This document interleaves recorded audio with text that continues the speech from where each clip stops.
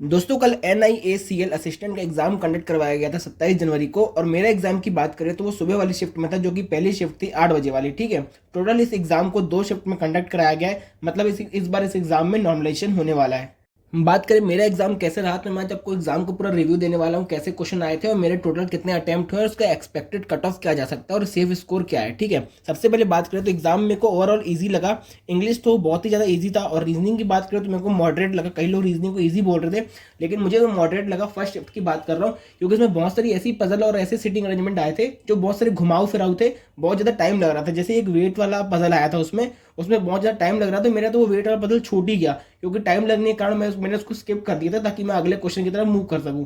और वो मेरा डिसीजन सही भी था, क्योंकि जैसे ही मैंने उसको स्किप किया तभी मैं बाकी क्वेश्चन कर पाया। अगर मैं उसमें लग जाता तो मेरे बहुत सारे क्वेश्चन छूट जाते। ऐसे में क्या हुआ, सिर्फ मेरे ये 3 क्वेश्चन छूटे, बाकी मेरे से पूरे बन गए। तो मेरा बहुत अच्छा डिसीजन था कि इस पजल को स्किप करना। और एक अनसर्टेन वाली पजल आई थी जिसमें टोटल 9 लोग बैठे हुए थे, उसमें भी थोड़ा टाइम लगा था, लेकिन मेरे से बन गया था। लेकिन मैंने जब एग्जाम हॉल से बाहर निकल के बात की बहुत लोगों से, तो उन लोग बता रहे थे कि बहुत लोग का वो छूटा है क्वेश्चन। मतलब वो वाला थोड़ा डिफिकल्ट था, टाइम लग रहा था, लेकिन मैंने वाला सॉल्व कर लिया था। तो टोटल अटैम्प्ट की बात करूँ मेरे रीजनिंग में, तो मेरे रीजनिंग में 30 अटैम्प्ट हुए। ठीक है। अब बात करते कॉन्ट की, तो देखो कॉन्ट भी ना सिंप्लीफिकेशन के बहुत सारे क्वेश्चन दिए थे, और सबसे मेन बात जो रॉन्ग नंबर सीरीज है उसके 7 क्वेश्चन दिए थे इन्होंने। तो मेरे को थोड़ा इजी लगा क्वांट, लेकिन कुछ क्वेश्चन उसमें डिफिकल्ट थे। ओवरऑल बात करूँ तो मॉडरेट लगा, क्योंकि उसमें वेरिएबल वाले भी क्वेश्चन थे। लेकिन अगर वेरिएबल वाले क्वेश्चन को, अर्थमेटिक के क्वेश्चन को हटा देते हैं, तो DI बहुत सिंपल आई थी और सिंप्लीफिकेशन और रॉन्ग नंबर सीरीज भी बहुत सिंपल आई थी। लेकिन जो अर्थमेटिक थी उसमें वेरिएबल वाले क्वेश्चन दे दिए थे। जैसे कि एक मिक्सचर वाला आपको याद होगा, उसमें एक वेरिएबल वाला क्वेश्चन था। ठीक है। और एक टाइम एंड स्पीड का क्वेश्चन आया था, और एक सिंपल इंटरेस्ट का क्वेश्चन आया था, वो भी बहुत डिफिकल्ट था। ठीक है। मतलब सॉल्व तो हो गया मेरे से, लेकिन उसमें थोड़ा टाइम लग रहा था। तो ओवरऑल पेपर की बात करूँ तो इजी टू मॉडरेट कह सकते हो पेपर का।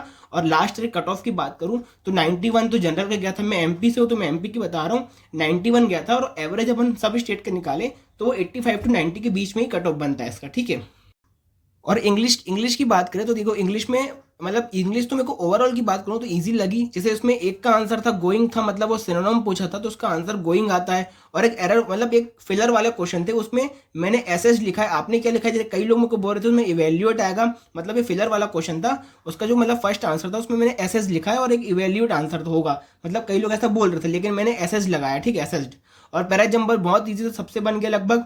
और एक एरर का क्वेश्चन था, उसमें उसमें जो सेंटेंस का एरर था वो ये था, एस सूनर एस, मैंने ये लगाया। और एक सेंटेंस में ये एरर था, ऑफ था, उसकी जगह ये आना था, तो मैंने इसको एरर लगाया। आपने क्या लगाया मुझे बता सकते हो। तो टोटल अटेम्प्ट की बात करें तो मेरे 89 अटेम्प्ट हुए, जिसमें इंग्लिश में 29 हुए, और क्वांट में 30, रीजनिंग में 30। ठीक है। आप अगर आपने पेपर दिया तो आपके कितने अटेम्प्ट मुझे कमेंट से बताना।